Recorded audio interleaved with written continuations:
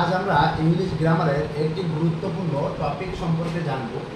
এটি কিন্তু খুব একটু গুরুত্বপূর্ণ একটি গ্রামার এবং এটি স্পোকেনের ক্ষেত্রেও কিন্তু খুব ব্যবহৃত হয়, ঠিক আছে। এবং গ্রামার যদি আমরা কোশ্চেন ব্যাংকে বা কোনো গ্রামার বই দেখবে পড়তে গেলে এই রকমের উদাহরণ কিন্তু অনেক পাবে, ঠিক আছে। অতএব সঠিক নিয়মটা যদি না জানো তোমরা কিন্তু এটা করতে পারবে না। আমি কিন্তু দেখবে বইয়ে কিন্তু বাংলাটা দেওয়া থাকে না, আমি এখানে বাংলাটা দিয়ে দিয়েছি যাতে তোমাদের বুঝতে সুবিধা হয় যে এর বাংলাটা এরকমের আসে, ঠিক আছে। তাহলে কীরকমের বাংলা আসে দেখো, আমি না হেসে পারলাম না বা পারিনি। তাহলে এই রকমের যে বাক্যগুলো এগুলো আমরা স্পোকেনের ক্ষেত্রে ব্যবহার করি। ধরো কোথাও একটা গেলে তুমি সেই কাজটা না করে পারোনি, তখন সেই কথা বলতে গেলে এই নিয়মটা ব্যবহার করা যে আমি এটা না খেয়ে পারিনি, আমি এটা না দেখে পারিনি, ঠিক আছে। সেই কথাগুলো বলতে গেলে কিন্তু এই নিয়মটা ব্যবহার করা হয়।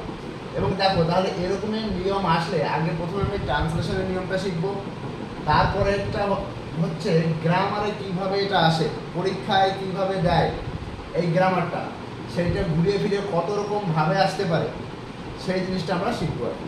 দেখো তাহলে কী হচ্ছে, প্রথমে আমি না এসে পারলাম না। দেখো এরকমের যদি আসে বা এরকমের সেন্টেন্স যদি তোমরা তৈরি করতে চাও সেক্ষেত্রে প্রথমে সাবজেক্ট দেবে, তারপর কুড নট বাট, এই কুড নটটা ব্যবহার করে তারপর বাট আসবে, আর বাটের পরে শুধু যে ভার্বটা অর্থাৎ যে কাজটা করছো সেই ভাবটাই বলতে, আর কিচ্ছু বলতে না, ঠিক আছে। তাহলে আই কুড নট বাট লাভ, তাহলে বোঝাবে আমি না হেসে পারলাম না।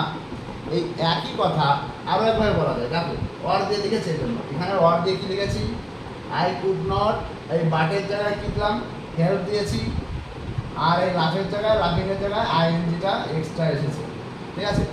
তাহলে এটা আমাদের মনে রাখতে হবে যে এক হচ্ছে আই কুড নট বাট লাভ, আর যখন আমরা বাটটাকে তুলে দিয়ে আমরা হেল্প ব্যবহার করব তখন ভার্বের সঙ্গে আমাকে একটা আইএনজি দিতে হবে।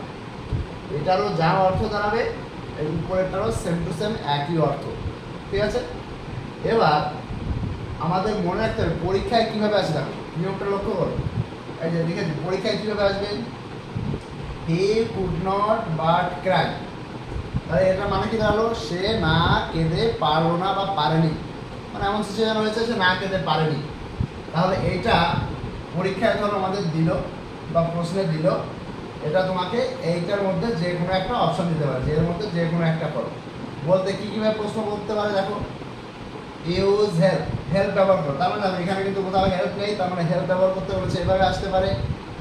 আর একটা বলছে কি, তাহলে এই যাচ্ছে একটা, আর একটা বলছে অমিট বাট, অর্থাৎ এই বাটটা আছে বাটটাকে তুলে দিতে হবে বা বাদ দিতে হবে। অমিট মানে হচ্ছে বাদ দেওয়া বা তুলে দেওয়া। তারপর বলছে কি ইউজ আইএনজি, অর্থাৎ আইএনজি ব্যবহার করতে হবে, ঠিক আছে। এই যাই বলুক না কেন আমাকে এখানে, ঠিক আছে, উত্তর কিন্তু একটাই, ঠিক আছে। উত্তর আমাদেরকে কি যেটা লিখবো সেটাই দেখো, আগেরটা যেমন করেছিলাম, ঠিক আছে, এইটা করলে অটোমেটিক্যালি আমাদের এই সবগুলো যেগুলো করতে বলেছে সবগুলোই মেনে চলা হয়।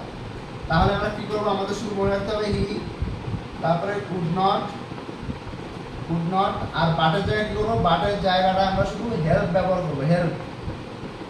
বাটের জায়গাটাই আমরা বাটের জায়গায় হেল্প ব্যবহার করেছি, এরপরে যে ভার্বটা আছে তার সঙ্গে হেল্প ব্যবহৃত হলেই যে ভার্বটা আছে তার সঙ্গে আইএনজি হবেই, তা না হলেই কিন্তু ভুল হয়ে যাবে।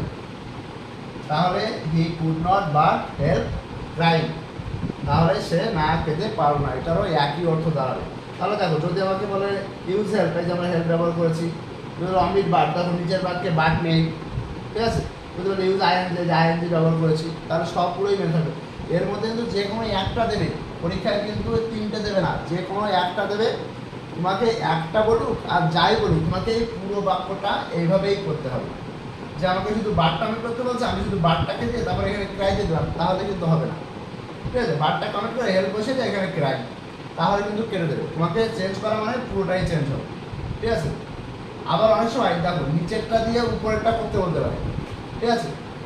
যাই বলুক না কেন সবসময় একটা জিনিস মনে রাখবে, এইটা বললে এইটা উত্তর হয়, এইটা বললে এইটা উত্তর হয়, ঠিক আছে। দেখো আমরা অল্টারনেটিভ আর একটা উদাহরণ দিয়েছি, দেখো এখানে she could not help eating, সে না খেয়ে পারলো না, ঠিক আছে, বা পারেনি। তাহলে আমরা এটা কী করবো, দেখো এখানে কি বলবে, ইউজ বাট, দেখো এখানে তো বাট নেই, তার মানে বাট ব্যবহার করতে বলেছে, অথবা অমিট হেল্প, এই হেল্পটাকে তুলে দাও, অথবা অমিট আইএনজি, আইএনজিটাকে বাদ দিয়ে দাও।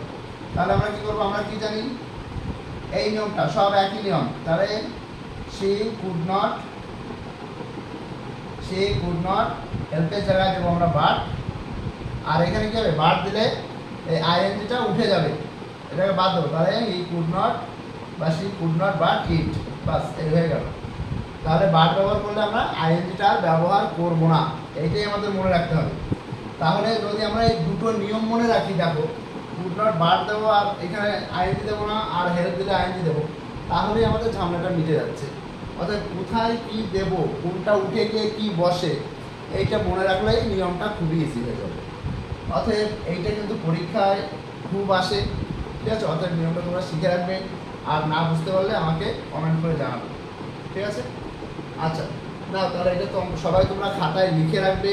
এবং আগেও আমি যেগুলো নিয়ম করিয়েছি, টু টু এর ব্যবহার, নো সুনার হ্যাডের ব্যবহার, অ্যাজ সুন অ্যাজের ব্যবহার, ঠিক আছে, এইগুলো সব এক জায়গায় করে রাখবে, যাতে তোমাদের পড়তে খুব সুবিধা হয়। এবং গ্রামারগুলো সব এক জায়গায় পেয়ে যাও। তোমাদের যত গ্রামার আছে সবগুলোর ভিডিও কিন্তু থাকবে এখানে, তোমরা ইচ্ছে করে যখন যেটা সুবিধা সেটা দেখে নিতে পারবে সহজে, ঠিক আছে? অতএব তোমরা এই নিয়মগুলো ভালো করে খাতায় তুলে রাখবে, এবং যখন প্রয়োজন মতো নিজেরা দেখে দেখে দেখে দেখে আর কি ওইগুলো শিখে নেবে, ঠিক আছে? তাহলে এ পর্যন্তই থাকবে আজকে।